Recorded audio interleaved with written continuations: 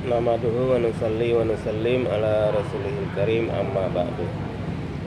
Jadi hadirin mulia, walaupun demikian, saya ingin menjawab pertanyaan-pertanyaan Anda itu yang sudah begitu cukup banyak ya, mengenai masalah perkembangan ya terakhir ini. Jadi kalau saya ditanya mengenai masalah pembubaran FPI segala itu kan, kalau saya melihat bukan dari sudut FPI-nya, apalah arti sebuah FPI kan, FPI itu kan hanya nama ya kan, tetapi kalau saya melihat dari segi kiprah mereka, aktivitas mereka ya, mereka sudah hampir 2 dasawarsa ini ya, hampir 2 dasawarsa ini mereka itu berperan aktif ya dalam katakanlah amar ma'ruf nahi munkar ya, itu dengan tokohnya Habib Rizik Syihab ini ya. Kemudian kita juga harus jujur melihat sesuatu tanpa prasangka dan tanpa sangka buruk, dan tanpa sifat-sifat ada iri hati di dalam hati kita melihat itu. Karena negara kita ini dibangun di atas dasar ketuhanan yang Maha Esa ya. Sila pertamanya itu kan ya. Jadi kalau kita itu betul-betul mengajak umat ini kepada kebaikan, kita harus miris melihat keadaan-keadaan sekarang. Kalau saya lihat dari segi nasab saja, Habib Rizik itu kan keturun ke-38 dari Rasulullah SAW ya kan. Jadi itu adalah satu satu faktor yang sangat menentukan. Kemudian kita lihat kiprah kehidupannya juga ya kan. Dari kecil dia, dari lahir itu memang sudah dibawa berjuang ya oleh orang tuanya. Kemudian juga kita lihat beliau ini juga ternyata orang yang betul-betul mengamalkan Islam itu secara benar gitu, sehingga tidak ada lagi sisi-sisi Islam itu yang tidak dikerjakan oleh beliau ya. Maka karena Islam itu memang pertama itu ya adalah dakwah itu boleh dikatakan amarah ma'ruf nahi munkar. Cuman kalau kita lihat memang sisi nahi munkarnya lebih menonjol kalau FPI ini. Nah, kalau teman-teman kita dari dakwah, dari jamaah tabligh kan dia amar ma'ruf nahi munkar, tetapi dia sisi amar ma'rufnya yang ditonjolkan. Maka kan kalau kita lihat ada satu hadis kan bunyinya begini, marra'a minkum munkaron falyughayyirhu biyadihi fa illam yastati' fa bilisani fa illam yastati' fa biqalbi. Barang siapa melihat satu kemungkaran, maka dia harus mengubahnya dengan tangannya. Kalau tidak mampu, dengan lisannya. Kalau tidak mampu, dengan hatinya. Dan dengan hati ini adalah wadzalika ad'aful iman. Selemah-lemah iman itu dengan hati. Jadi artinya kita tidak menuju satu kemaksiatan. Kalau nampaknya FPI kan menonjolkan 3 masalah itu kan, pelacuran, khamar, dan judi. Dan ini setali 3 uang ya di mana-mana. Saya waktu meliput jadi wartawan sejak tahun 80 itu di istana, kantor saya kan dekat di situ, kantor majalah Detik itu di Jalan Hayamuruk 4, persis di depan Harmoni yang sekarang itu. Sedangkan Mangga Besar itu hanya sekitar berapa meter saja dari kantor saya. Jadi sering itu teman-teman kita anggota FPI itu melakukan ke sana nahi munkar. Misalnya ada satu tempat yang ada diskotik baru, bisa ditanya, kenapa kalian buka di sini diskotik, tari-tarian, minuman, ini kan merusak akhlaknya generasi muda kan begitu. Nah, terus orang itu menunjukkan mereka dapat surat izin dari dinas pariwisata DKI. Tentu karena begitu kan udah dapat izin kan, kemaksiatan kan diizinkan kan begitu. Padahal Dinas Pariwisata mengizinkan itu karena dianggap suasana itu, tempat itu tempat pariwisata gitu. Jadi beda versi, yang satu ini dianggap maksiat, yang satu menganggap pariwisata dan mendatangkan income kepada Pemda DKI. Tapi tetap maksiat ya, karena berjumpanya dua pasang laki-laki perempuan yang bukan mahramnya, dan mereka ada kamar-kamar khusus di situ, dan mereka di situ disediakan minuman dan tari-tarian. Kemudian juga di situ ada mereka ada pertaruhan perjudian. Itu otomatis kan maksiat. Ajaran Islam itu kan merusak generasi muda Islam yang datang ke sana. Maka diperintahkanlah supaya di stop kegiatan itu. Mereka tidak mau menyetop itu. Akhirnya FPI melaporkan ke polisi setempat. 1 kali, 2 kali, 3 kali polisi nggak melanjutkan laporan itu, nggak mengambil alih perhatiannya. Akhirnya FPI dia bertindak supaya hal itu ditutup. Ketika dia melakukan tindakan untuk penutupan, itulah terjadi adu argumentasi dengan petugas yang bertugas di situ. Biasanya ada juga di situ oknum-oknum dari petugas kepolisian yang sengaja di situ menjaga keamanannya. Bentroklah di situ. Nanti media massa membuat satu berita bahwa terjadi anarkis, terjadi tindak kekerasan. Jadi opini yang muncul akhirnya anarkis dengan tindak kekerasannya. Tapi nahi mungkarnya itu nggak disebutkan faedah kenapa harus dilakukan oleh anak buahnya Habib Rizik, itu nggak dilakukan.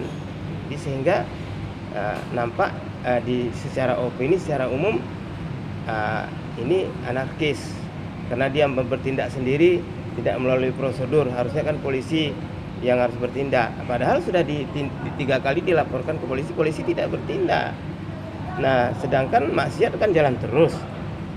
Jadi membiarkan maksiat di depan mata itu sebenarnya, kalau kita membiarkan sama juga kita melakukan maksiat itu kan begitu.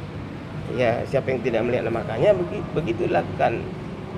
Kalau jamaah tabligh ini misalnya dia jauh lah, katakanlah jauh lah, dia kan selalu 2-3 orang mereka berangkat ke rumah-rumah ya kan, mengucapkan salam dan mengajak itu orang-orang itu untuk ke masjid gitu. Kadang-kadang juga mereka datang juga ke tempat-tempat seperti perjudian, tempat khamar gitu. Mereka datang juga. Tapi mereka datang bukan melarang, mereka mengasih targhib bahwa kita ini hamba Allah yang harus menyembah Allah. Jadi setiap langkah kanan kita ke masjid diangkat derajat, setiap langkah kiri kita dihapuskan dosa. Setiap kita itikaf di masjid dijauhkan 3 parit dari api neraka. Satu parit jaraknya antara bumi dan langit, jadi 3 kali bumi dan langit, berarti dijauhkan dari api neraka. Fadi-fadi itu disampaikan. Sehingga orang-orang yang sedang main kartu di situ, saya sering gitu ikut pura-pura main kartu dengan mereka. Kami nggak taruhan Ustadz, kami cuman 5.000 katanya. 5.000 nggak taruhan, sama aja.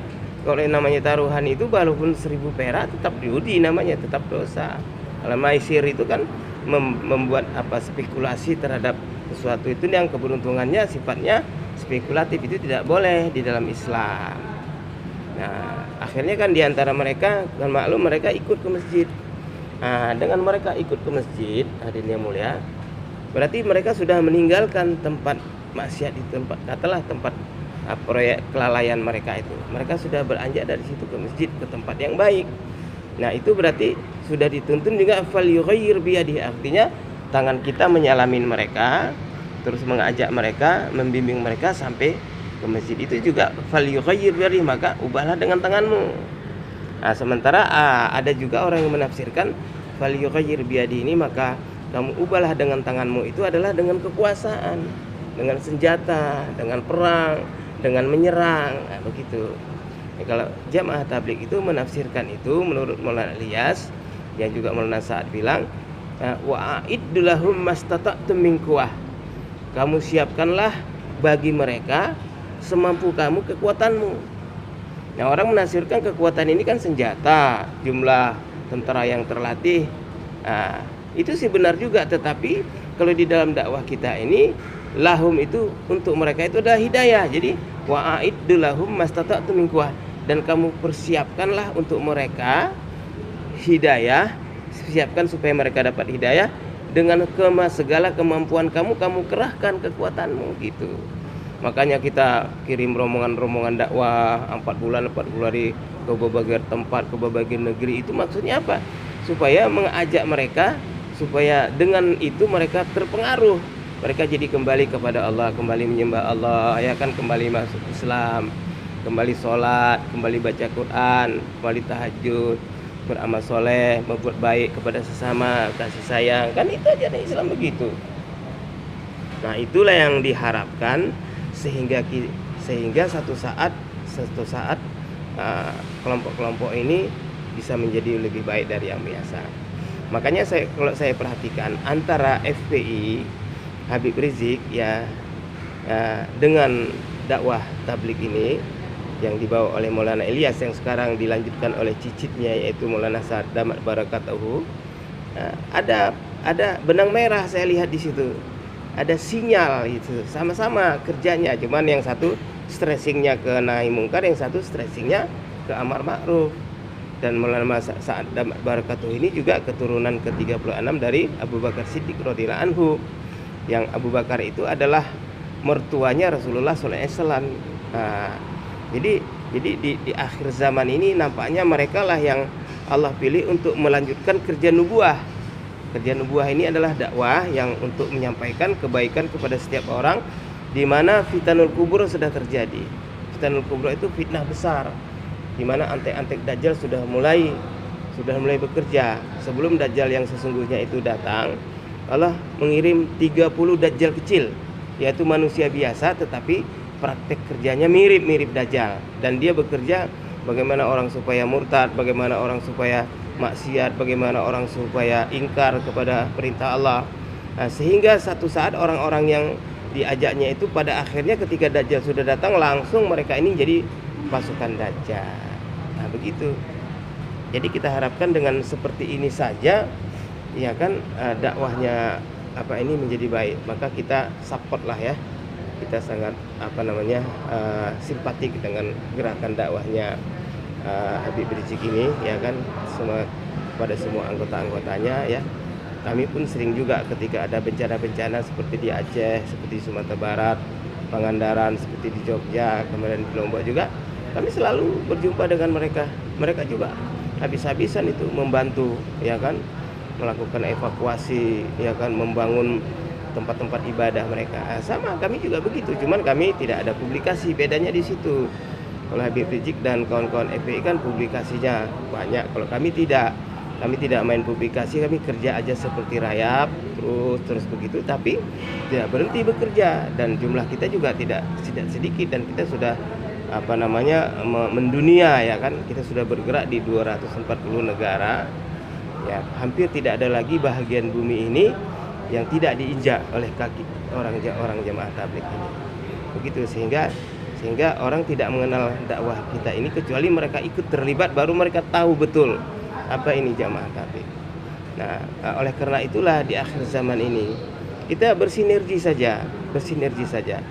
Semua bagus. Kita lihat di Muhammadiyah, Persis, NU, Dewan Dakwah Islamiyah, Al-Wasliyah, ya, dan lain-lain sebagainya, organisasi Islam itu. Kemudian sekarang FPI ada jamaah tabligh, ya kan. Ini semuanya adalah ibaratnya itu rakyat ataupun umat terbaik di akhir zaman ini, ya, sehingga mereka ini adalah orang-orang yang semestinya diikutin jejak langkah mereka. Dan satu negara kalau mempunyai rakyat atau umat seperti ini, mereka beruntung. Kenapa? Karena mereka nggak perlu lagi terlalu macam-macam.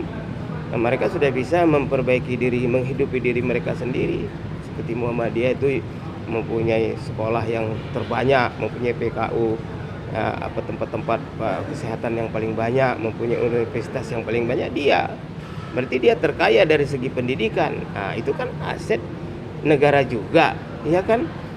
FPI begitu juga, di mana-mana tempat dia buat kebaikan pengajian, di mana tempat dibikin majelis taklim, sehingga anak-anak muda itu sibuk dengan ibadah, dengan zikir, dengan baca Quran kepada Allah.